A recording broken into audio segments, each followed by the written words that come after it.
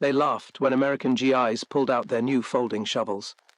Then those same soldiers watched helplessly as their enemies used the exact same tool to kill.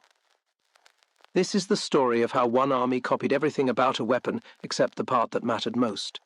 It is a story about the gap between copying something and understanding it, and it begins with a simple question that no one thought to ask. Why would anyone design a digging tool with edges meant to be sharpened? The tool that changed everything.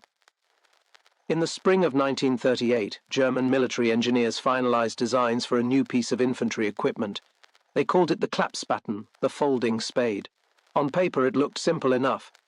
A metal blade attached to a wooden handle by a hinge mechanism that allowed the blade to fold against the handle for easy transport. The design was revolutionary for its time.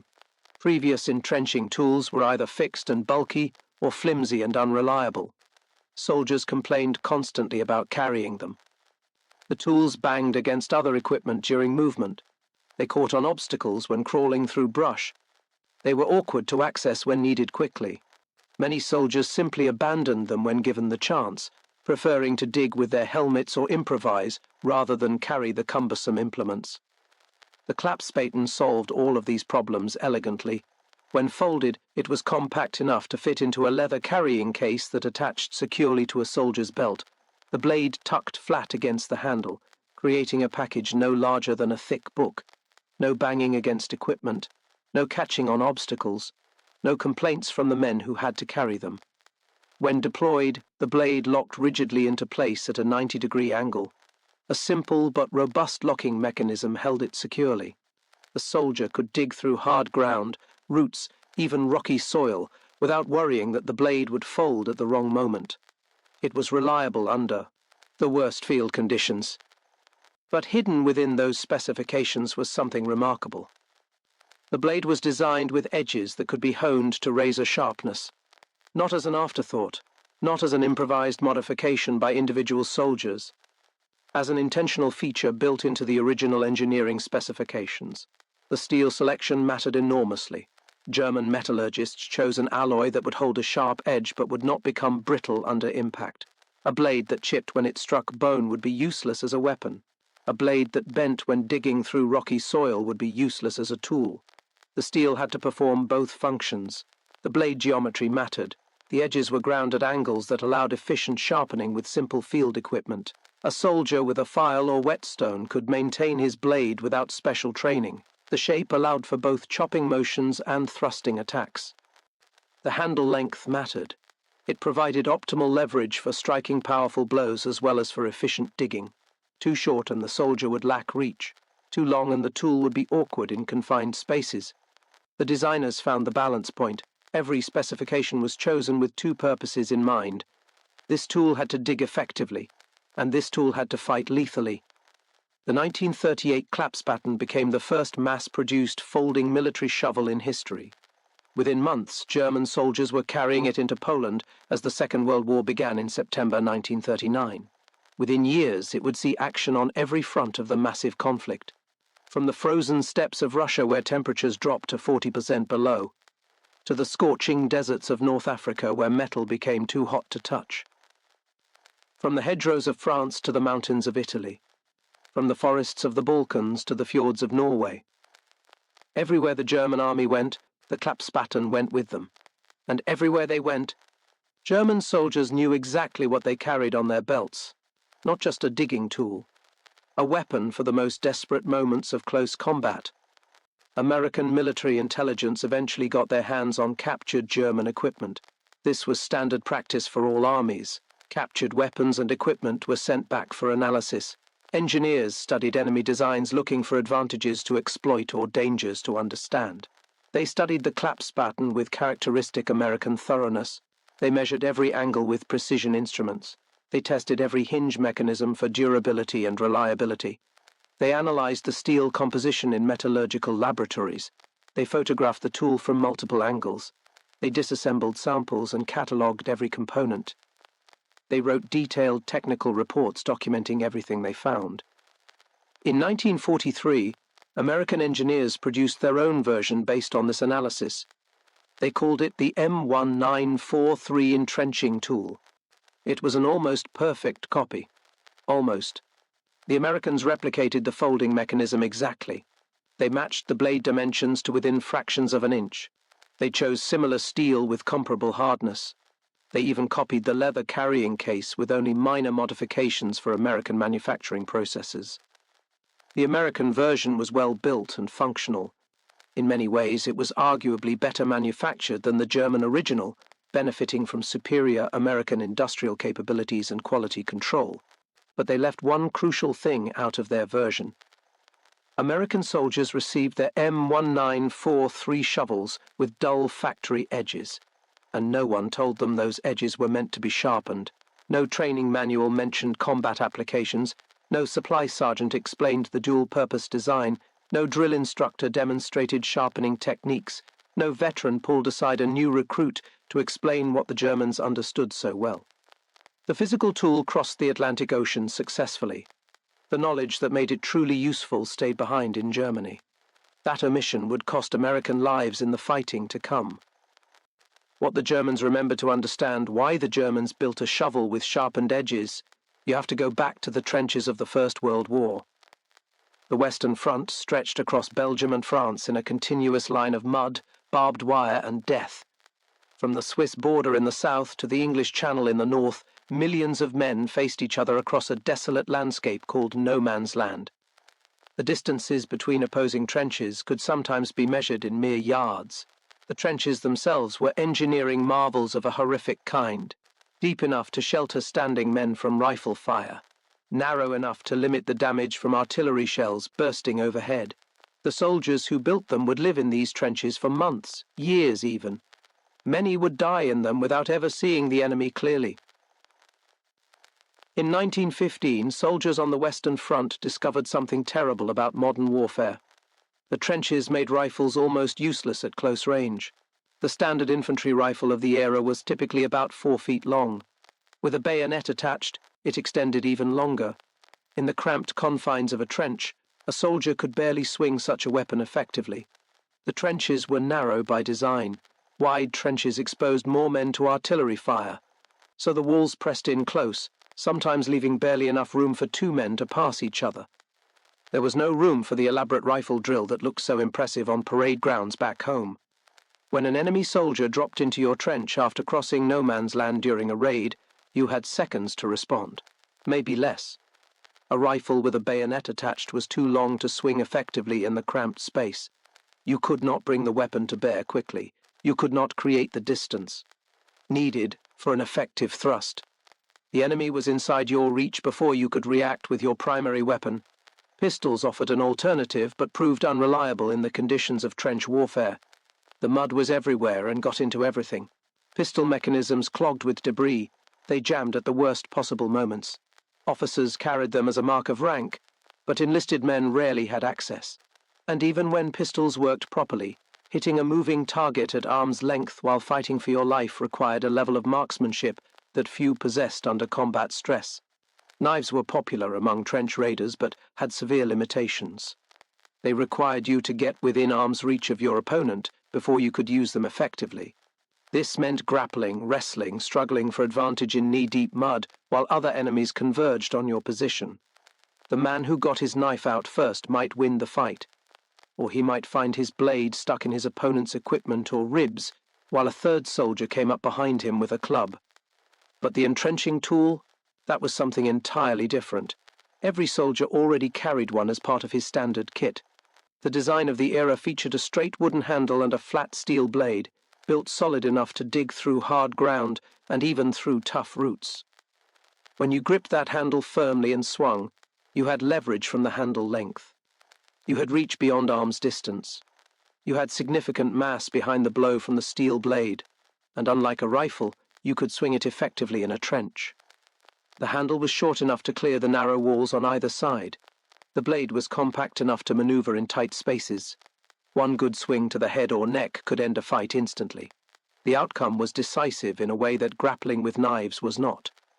Soldiers on both sides quickly learned to sharpen their spades. German, French, British, and Russian soldiers all discovered the same. Brutal truth, independently through painful experience. A sharpened shovel was one of the most effective close combat weapons ever devised for the specific conditions of trench warfare. Better than a bayonet in confined spaces, better than a knife at close range, better than a pistol in reliability.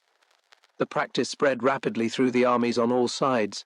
Men sharpened their tools with files, whetstones, and whatever abrasive materials were available. Veterans taught new arrivals. The knowledge became part of trench culture across the entire Western Front.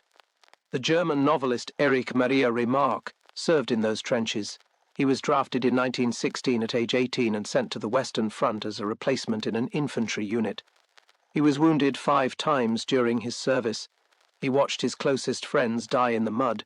He experienced the full horror of industrial warfare firsthand from the perspective of an ordinary soldier. When the war ended, Remarque carried those memories with him. He struggled to readjust to civilian life like millions of other veterans. He tried various jobs without satisfaction. Finally, he began to write about what he had experienced in the hope that putting it into words would provide some release. His 1929 novel, All Quiet on the Western Front, captured what those soldiers learned in the trenches. The book became one of the most influential anti-war novels ever written. It was translated into dozens of languages and read by millions of people worldwide.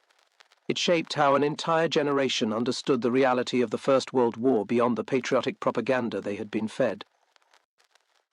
Remarque wrote that the bayonet was no longer as important as it used to be. It was more usual now to go into attacks with hand grenades and the sharpened entrenching tool.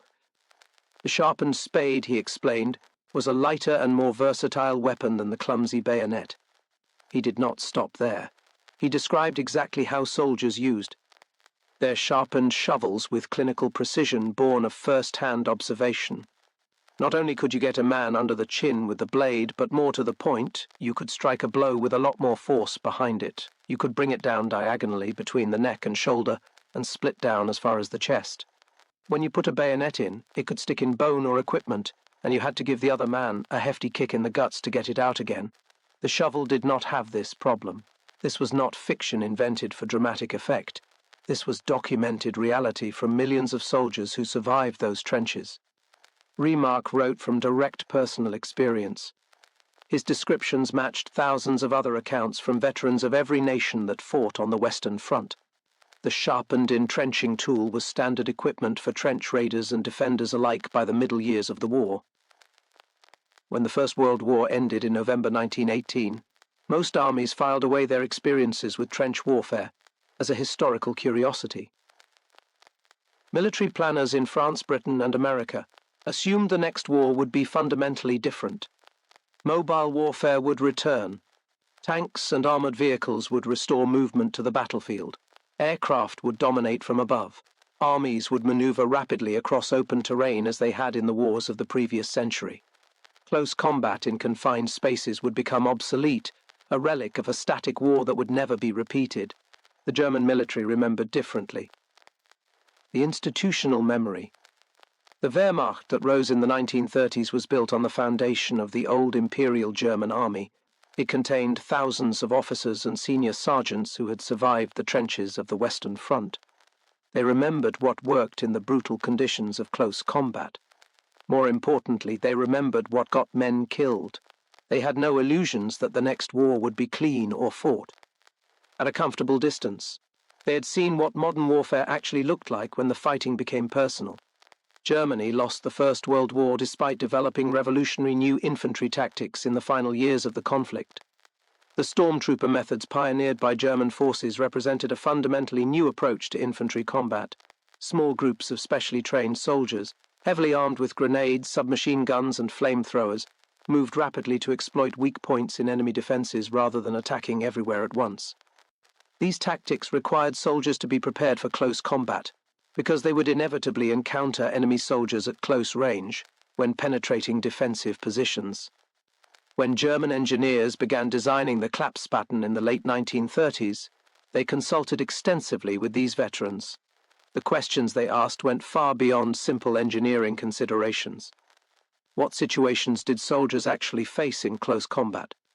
What weapons and techniques worked under those conditions? What failed when lives were on the line? What features would make the entrenching tool more effective as a weapon without compromising its utility as a digging implement?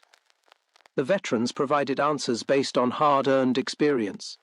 They remembered comrades who lived because they had sharpened their shovels and knew how to use them. They remembered enemies killed with entrenching tools when rifles and bayonets failed in the tight confines of a trench. They remembered the brutal arithmetic of close combat, where having the right tool could mean the difference between going home and dying in the mud. The result was a tool explicitly designed from the beginning to serve two distinct purposes equally well. First, it had to dig effectively. Soldiers needed to create fighting positions, foxholes, and defensive works rapidly under fire. They needed to dig in before enemy artillery found them. The folding mechanism made the Klappspaten, compact enough for every infantryman to carry as part of his standard load without complaint. Previous entrenching tools had been bulky and awkward. They interfered with movement. They made noise when soldiers needed to be quiet. Many soldiers simply left them behind when advancing, preferring to take their chances without the burden. The Klappspaten solved these problems completely. Folded, it was no larger than a large book. Every soldier could carry one without significant burden or inconvenience. Second, it had to fight effectively.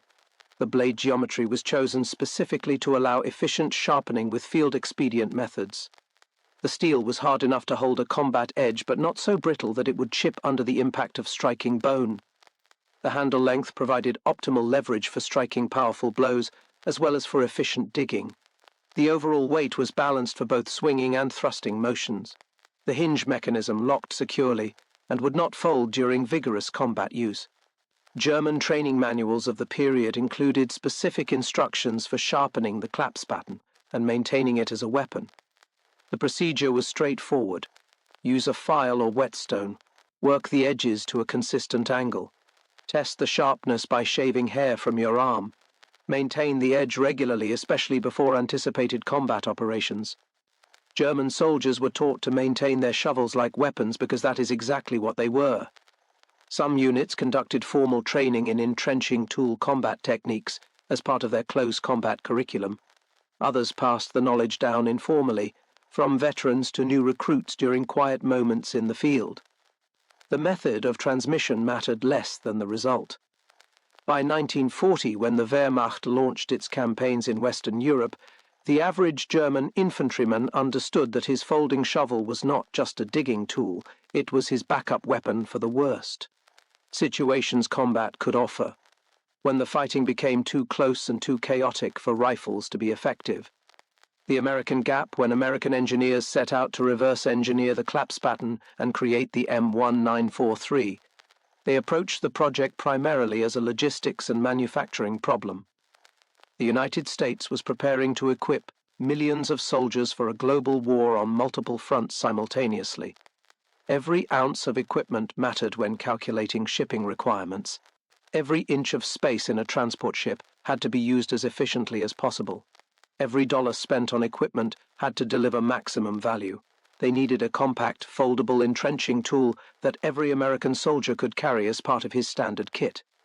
Something better than the older models currently in service that dated back to the First World War. The German Klappspaten design was excellent for this purpose. The engineering was sound, the folding mechanism worked reliably, the compact size was ideal for transport and carry. The basic concept was proven in combat. Why reinvent the wheel when the Germans had already solved the problem? So American engineers copied the physical design with meticulous precision. Every dimension, every angle, every component. American industry excelled at exactly this kind of work. They could take any foreign design, analyze it completely with scientific methods, and produce domestic copies at massive scale using American manufacturing techniques. They had done it before with other enemy equipment. They would do it again throughout the war. The M1943 that emerged from American factories was an excellent digging tool by any objective measure. The metallurgy was sound. The construction was robust. The folding mechanism worked smoothly and locked securely. The tool was well balanced for digging. It was arguably better manufactured than the German original in terms of consistency and finish, benefiting from superior American industrial capabilities, and rigorous quality control procedures. But physical designs are only half of any military technology. The other half is doctrine. How do you actually use the equipment in the field? What is it really for beyond the obvious purpose? When do you deploy it rather than another tool? What situations call for this capability? What training do soldiers need to employ it effectively? The Germans had more than 20 years of institutional knowledge about entrenching tools as weapons accumulated since 1915. They had formal training programs developed from actual combat experience in the trenches. They had combat veterans who could demonstrate techniques to new soldiers. They had a military culture that understood what the sharpened edge meant and why it mattered. They had a tradition that valued close combat skills even in the age of machine guns and artillery, because they knew that wars ultimately came down to soldiers fighting at close range. The Americans had none of this background. The United States Army of 1943 was expanding at an unprecedented rate never before seen in American history. Millions of civilians were being transformed into soldiers in a matter of months through an accelerated training pipeline. Training programs had to focus ruthlessly on the basics that every soldier absolutely needed: rifle marksmanship, physical fitness, basic unit tactics, first aid, field sanitation, military discipline. There was barely enough time to cover the skills considered absolutely essential for survival in combat. Close combat with entrenching tools was not on that essential list. The M1943 was issued to American soldiers as a digging implement. Full stop. That was its official purpose. The Army trained soldiers to dig foxholes for protection against artillery and small arms fire, to fill sandbags for fortifications, to clear obstacles from roads and fields, to create defensive positions and drainage ditches in bivouac areas, all legitimate and important uses for an entrenching tool. No one in the training establishment mentioned combat applications. No one explained that the blade edges could be sharpened for use as a weapon. No one taught the striking techniques that German soldiers learned as a matter of course. No one demonstrated how to use the shovel when fighting became hand-to-hand and rifles became useless. The technology transferred easily across the Atlantic. The knowledge that gave the technology its full value did not transfer at all. Normandy and the Balkans. On June 6, 1944, American forces landed on the beaches of Normandy in northern France. The largest amphibious invasion in human history put over 150,000 Allied troops ashore in a single day. Thousands died on the beaches under withering German fire. Thousands more pushed inland through the chaos and destruction to establish a foothold on the European continent. The Normandy landings have been documented extensively in books, films, and memorials. The bravery and sacrifice of the soldiers who stormed those beaches is rightfully remembered and honored. But D-Day was just the beginning of the Normandy campaign. The real nightmare for American infantry lay waiting inland. The Normandy countryside was covered in hedgerows. Called bocage in French, these ancient field boundaries consisted of earthen walls 3 to 12 feet high, topped with dense vegetation. The earth walls themselves were packed hard by centuries of weathering and root growth. They were nearly as solid as medieval stone fortifications. On top of these walls grew tangled masses of bushes, vines, brambles, and small trees. The vegetation was so thick and dense that light barely penetrated to the ground below. Some of these hedgerows were 1,000 years old or even older. Norman farmers had built them over countless generations to mark property boundaries.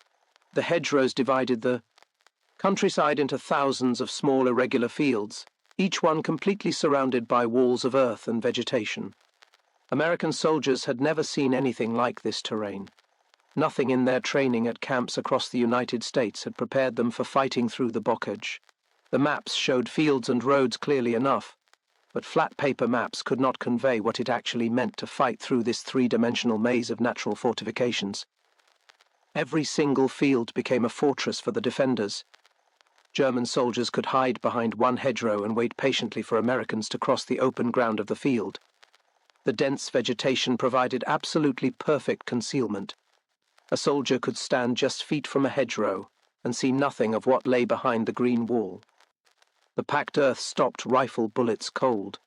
Machine gun positions built into the hedgerow bases were nearly invulnerable to direct fire. Observers had clear lines of sight across each open field, while remaining completely invisible to the attackers. When the American attackers finally reached the opposite hedgerow after crossing the deadly open ground, they faced another challenge. They had to climb over the earthen wall or somehow push through the tangled vegetation. The intertwined branches caught on equipment and tore at clothing. Rifles snagged on vines, ammunition pouches ripped open on thorns. The earth walls were too steep to simply walk up. Tanks could not drive through the dense growth without exposing their vulnerable undersides to German anti-tank weapons. Often Americans who managed to struggle through the vegetation found German soldiers waiting for them on the other side. The defenders had prepared positions with carefully planned fields of fire. They knew exactly where attackers would emerge from the hedgerows. They had their weapons pre-aimed at the obvious crossing points. A single well-positioned machine gun could pin down or destroy an entire platoon of attacking infantry. The fighting was close, brutal, personal in a way that artillery barrages and airstrikes were not. In just 17 days of concentrated hedgerow combat following the initial beach landings, the First Army suffered 40,000 casualties, 40,000 American men killed, wounded, captured or missing in less than 3 weeks of fighting. The 29th Infantry Division alone lost nearly 4,000 men in the 2 weeks of fighting toward the city of St. Lo. The 30th Division suffered nearly 4,000 casualties in the same brutal period. The 35th Division lost nearly 2,500 men. These numbers were not just statistics on staff reports. Each casualty was a specific individual with a name and a life, and people who loved him. Rifle companies suffered casualty rates averaging 60% among enlisted men and 68% among officers during the hedgerow fighting. Units that arrived in Normandy at full strength with 200 soldiers found themselves down to 50 or 60 effective men within weeks.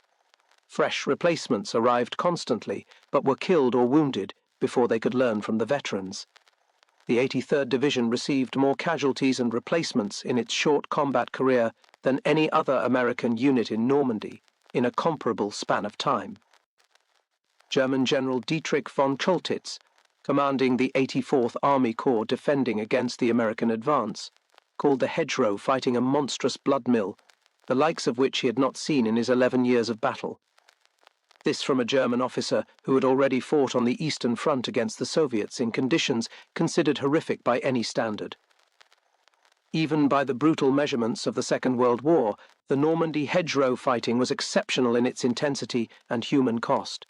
The knowledge they lacked American soldiers discovered the hard way that their training had significant gaps. A. Rifle was almost useless when you finally dropped into a German foxhole or struggled over a hedgerow into an enemy position. The distances in these encounters were too short for aimed fire. The spaces were too cramped for rifle handling. By the time you managed to get your weapon pointed at your opponent, the fight was usually already over one way or another. The standard M1 Garand rifle carried by American infantry was 43.5 inches long. In a foxhole barely big enough for 2 men to crouch in, that length was a fatal liability rather than an advantage. You could not swing it as a club. You could barely point it at a target standing right beside you. The enemy was inside your effective reach before you could bring your primary weapon to bear. The Germans knew all of this. They had known it since 1915 in the trenches of the Western Front. They had trained for exactly these situations. They expected close combat and prepared for it. Their soldiers carried sharpened Klappspaten for exactly these desperate moments. When the fight went hand to hand, German soldiers were ready with an effective weapon immediately at hand. American soldiers carried the M1943 entrenching tool on their belts. It was physically identical to the German Klappspaten in every important dimension. The folding mechanism was the same, the blade shape was the same, the overall weight and balance were the same, but the American version arrived from the factory with dull edges that could not cut effectively. And the soldiers who carried it had never been told it could be anything more than a digging tool. Some clever American soldiers eventually figured it out through observation and necessity. They watched their German enemies. They noticed the sharpened, gleaming edges on captured German entrenching tools. They saw evidence of what those sharpened edges could do to a human body. They started modifying their own tools, grinding the dull blades against rocks or using files borrowed from vehicle maintenance crews. Word spread through units informally. Unofficial lessons were taught between soldiers who had learned the hard way and newcomers who needed to know. But this informal learning process took time, and in the hedgerows, time was measured in the lives of men who died not knowing what they carried on their belts. The Eastern precedent, the Americans were not the only ones who learned about entrenching tools as weapons during the Second World War. On the other side of Europe, a different conflict had already proven the point beyond any possible doubt. The Battle of Stalingrad lasted from August 1942 to February 1943. German forces pushed into the Soviet city on the Volga River, expecting another rapid victory like those they had achieved earlier in the war. Soviet defenders refused to retreat. Stalin had personally forbidden it. The city bore his name. It would not fall while a single Soviet soldier remained alive to fight for it. What followed became one of the bloodiest battles in all of human history. The fighting reduced buildings to rubble, and then continued in the ruins. Entire city blocks became battlegrounds fought over room by room. Factories turned into fortresses defended to the last man. Every street, every alley, every cellar, every room became contested ground. The combat was constant, continuing day and night for months without pause. Historical accounts describe positions so close that Germans might hold one floor of a ruined building, while Soviets held the floor directly above them. In some extraordinary cases, Germans held the ground floor, Soviets held the second floor, and Germans again held the third floor, with fighting continuing on every level simultaneously. Individual rooms changed hands 2 or 3 times in a single day, as attacks and counterattacks swept through the rubble. German air power had destroyed most of the city before the ground troops arrived. To fight for it, approximately 80% of city structures were damaged or completely destroyed. In these conditions, conventional infantry weapons often failed to serve their intended purpose. Rifles were too long for the cramped spaces inside ruined buildings. Ammunition ran out during sustained fighting that continued for days without resupply. Machine guns were nearly useless in rooms and corridors where engagement ranges were measured in feet rather than yards. The fighting became hand-to-hand on a scale not seen since medieval times. Soviet soldiers relied heavily on their entrenching tools in this desperate close combat. The Russian military had used the MPL-50 since the late 1800s. The designation stood for Malaya Pekotnaya Lopata, small infantry spade, of 50 centimeters total length. It was a direct descendant of a design invented by Danish officer Mads Johan Buch-Linnemann in 1869. Linnemann was an infantry officer serving in the Danish army who recognized that soldiers needed a compact digging tool they could carry individually. Previous military shovels were large and heavy implements transported in supply wagons. Linnemann's solution was simple but revolutionary in its impact. A short wooden handle, a flat steel blade, a total length of about 50 centimeters, light enough for every soldier to carry without burden, strong enough for serious digging in hard ground. He patented his small infantry spade in 1870 and sold the design to the Danish army. The next year, the much larger Austrian army adopted it. Linnemann opened a manufacturing factory in Vienna to meet the growing demand. Then Germany adopted the design, then France, then Romania, and finally Russia. Only Russia recognized Linnemann's patent rights and paid him royalties for the design. They paid him 30,000 rubles and placed an initial order for 60,000 spades. The Russians called it the MPL-50, and they still use essentially the same basic design today, more than 150 years after its original invention. At Stalingrad, the MPL-50 became a primary weapon out of sheer necessity. Historical accounts from veterans of the battle note that the favored weapon of many Russian soldiers for close-quarters fighting was not the submachine gun, the knife, or the bayonet. It was the humble entrenching tool. Many Russian soldiers had one side of their shovel blade sharpened to a fine cutting edge before going into the ruins to fight. The experience at Stalingrad became part of official Soviet military doctrine in the post-war years. The Red Army formalized entrenching tool combat training as part of the standard curriculum. What had been improvised knowledge born of desperation became official technique taught to new generations of soldiers.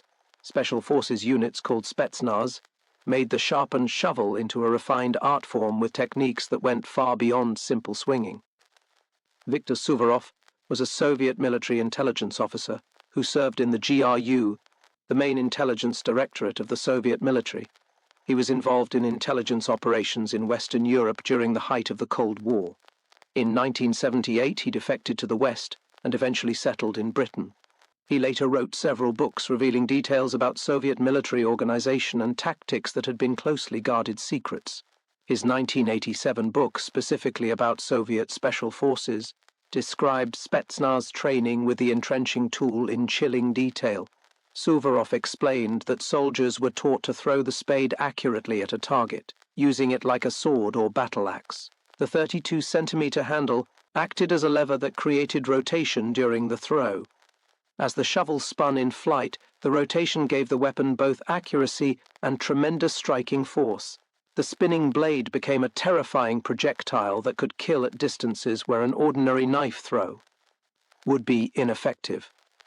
He described the effects of a successful throw in clinical terms intended to shock Western readers. If the thrown shovel landed in a tree trunk, it was not easy to pull out again because the blade embedded deeply in the wood with great force. Far more serious was if it hit a human target. Spetsnaz members usually aimed not at the enemy's face but at his back. The target would rarely see or hear the blade coming before it landed in the back of his neck or between his shoulder blades, smashing bones and severing the spinal cord. This description was not propaganda or exaggeration for effect. Soviet Spetsnaz units trained extensively with the MPL-50 as a standard part of their combat curriculum. They practiced throwing at targets until they could hit reliably at combat distances under pressure. They rehearsed close combat striking techniques against training partners. They maintained their blade edges at combat readiness at all times. The entrenching tool was not a backup weapon for emergencies in Spetsnaz doctrine. It was a primary instrument of their lethal trade.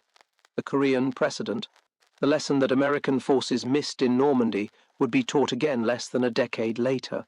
In Korea, the fighting once again became close and personal in ways that favored the prepared. The Korean War began in June 1950, when North Korean forces crossed the 38th parallel and invaded South Korea. American troops arrived quickly but were pushed back to a small perimeter around the port city of Pusan. A daring amphibious landing at Incheon turned the tide. American and United Nations forces pushed north, almost reaching the Chinese border. Then China entered the war in late November 1950. Hundreds of thousands of Chinese soldiers poured across the Yalu River. The front eventually stabilized roughly along the 38th parallel. The fighting became a grinding stalemate along mountainous terrain. In the mountains of Korea, combat often came down to rifles and bayonets at the climax of an assault. When soldiers went up a hill to take it from the enemy, they often finished the bloody job at extremely close range. On June 5, 1951, a soldier named Benjamin Franklin Wilson demonstrated what an entrenching tool could do when wielded by a determined and capable man. Wilson was born in Vashon, Washington in 1921 on June 2nd. He enlisted in the Army in the summer of 1940 and was stationed at Schofield Barracks on the island of Oahu in Hawaii when the Japanese attacked Pearl Harbor on December 7th of that year. He witnessed the beginning of the war that would consume the world. But Wilson missed the fighting that followed. He went to officer candidate school and received his commission. Then the Army assigned him stateside as a training officer. For the entire Second World War, he requested combat duty repeatedly. Every request was denied. Wilson spent the entire war teaching other men how to fight while he remained home. When the war finally ended, Wilson resigned his commission and went home to Washington State. He tried civilian life in the lumber industry. It did not suit him. Within 9 months he was back in uniform, but the Army was shrinking rapidly. There were too many officers. Wilson enlisted as a private because the Army had no room for him as an officer. By the time Korea began, Wilson had worked his way back up through the enlisted ranks. He held the rank of Master Sergeant. He finally had his combat assignment. In June of 1951, Wilson was serving with Company 1 of the 31st Infantry Regiment, 7th Infantry Division. His company was ordered to take a large fortified hill overlooking the Huachon Reservoir. The soldiers who had fought in the area before called it Hell Hill with good reason. The hill was steep and heavily fortified. The enemy held prepared defensive positions at the top.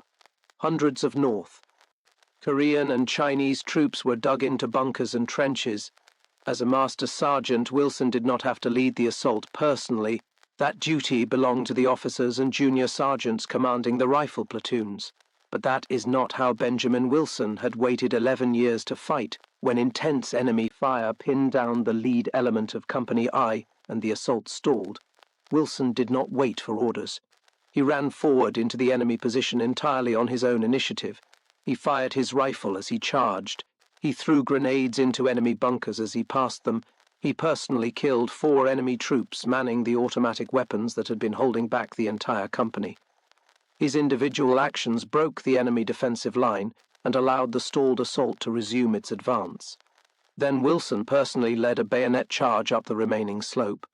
The soldiers of Company I followed him into the enemy positions, over the trenches and through the bunkers in desperate hand-to-hand fighting. 27 enemy soldiers died in that charge according to official after-action reports. Company I secured their initial objective on the hill and began consolidating the position. Then the enemy launched a determined counterattack to retake the lost ground.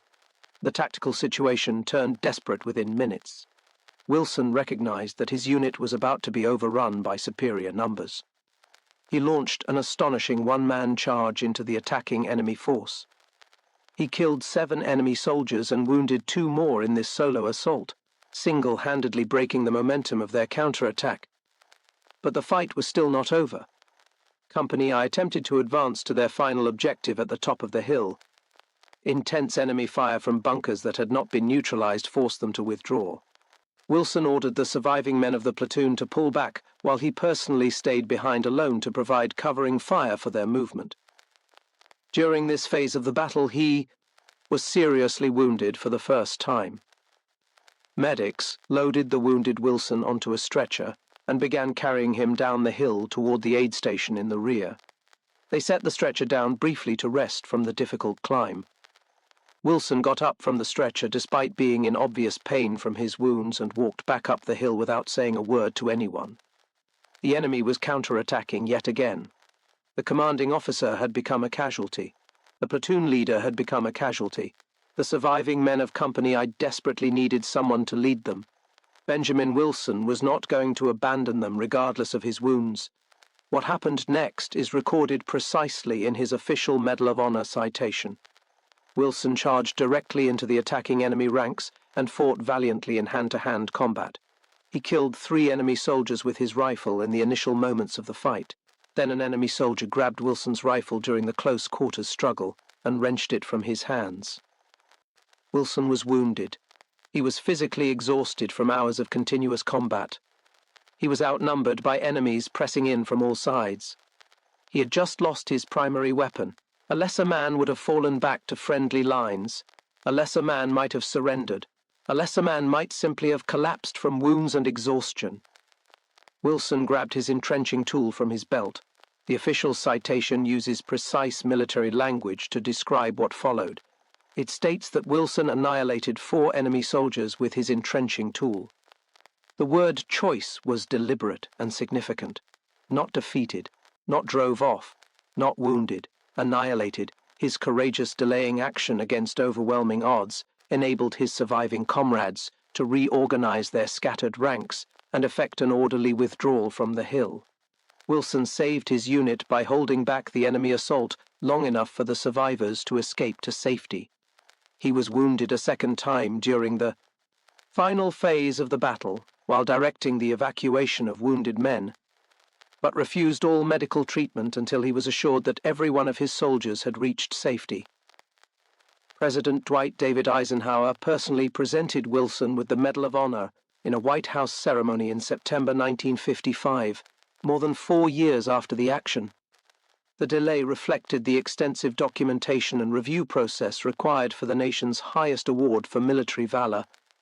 Wilson continued serving on active duty during the intervening years. He was commissioned again as an officer and eventually retired from the Army as a major in 1960. He died in Hawaii in 1988.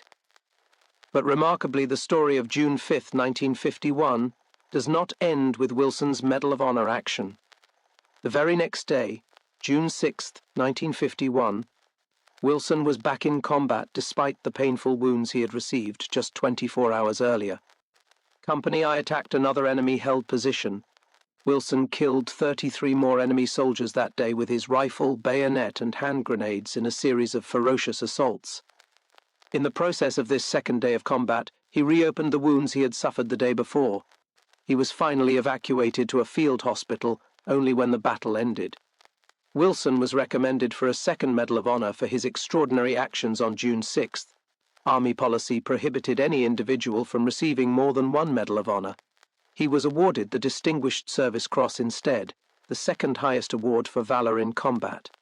Many officers and soldiers who knew the full circumstances of both days believed his June 6th action deserved the Medal of Honor every bit as much as his June 5th action. Benjamin Franklin Wilson finally got the war he had waited 11 years to fight. He proved beyond any doubt that some men are simply harder to stop than others. He also proved what an entrenching tool could do when wielded by someone who understood its full potential as a weapon. Wilson was not the only American to use an entrenching tool effectively in Korea. On September 1, 1951, Private First Class Anthony Thomas Kaho'ohanohano of Hawaii was in charge of a machine gun squad supporting defensive positions near the town of Chupa-ri in the mountainous Korean terrain. The terrain was difficult. The enemy was numerous and aggressive. The fighting was constant and exhausting. Kaho'ohanohano was born on the island of Maui in 1930. He came from a military family with deep roots in service to the nation. All 6 of the Kaho'ohanohano brothers served in the United States military at various times. Anthony played football and basketball at St. Anthony's School for Boys before graduating in 1949. He joined the Hawaii National Guard after high school, following in the footsteps of his older brothers. When the Korean War began, he transferred to the regular army in February 1951, seeking combat duty. By September of that year, he was in Korea serving with Company H of the 17th Infantry Regiment, 7th Infantry Division, when a numerically superior enemy force launched a fierce attack on their defensive positions. Kaho'ohanohano's unit was forced to execute a tactical withdrawal to more defensible ground. The enemy simply had too many troops. The attacking firepower was overwhelming. As the men of his unit fell back toward better positions, Kaho'ohanohano ordered his squad to take up positions and provide covering fire for the withdrawing friendly forces. Then he did something truly extraordinary. Although already wounded in the shoulder during the initial enemy assault, Kaho'ohanohano gathered grenades and ammunition from fallen soldiers and returned to his original forward position. He would face the attacking enemy forces alone to buy time for his comrades to escape. The hostile troops concentrated their full strength. Against his isolated emplacement in a determined effort to overrun it, Kaho'ohanohano fought back fiercely and courageously, delivering deadly accurate fire into the ranks of the onrushing enemy waves. He killed enemy soldiers with every burst from his machine gun. He threw grenades when they pressed too close. But ammunition eventually runs out no matter how carefully it is conserved. Kaho'ohanohano fired his last round. The enemy kept coming. He had no choice but to engage them in hand-to-hand combat with whatever weapons remained available. He fought alone until he was killed. His heroic solitary stand inspired his surviving comrades to launch an immediate counterattack that completely repulsed the enemy assault and drove them back from the position. When American forces retook Kaho'ohanohano's position after the counterattack, they found his body at his emplacement exactly where he had fought. Around him lay 13 enemy soldiers dead. 11 of the dead enemy lay in front of his position, cut down by his accurate gunfire during the attack. 2 more dead enemy soldiers were found inside his emplacement itself, killed in the final hand-to-hand combat. The original Distinguished Service Cross citation noted that those 2 enemy soldiers found inside the position had been beaten to death with an entrenching tool. Kaho Ohanahana was initially awarded the Distinguished Service Cross for his extraordinary heroism. In 2009, President Barack Obama upgraded the award to the Medal of Honor in recognition of his supreme sacrifice.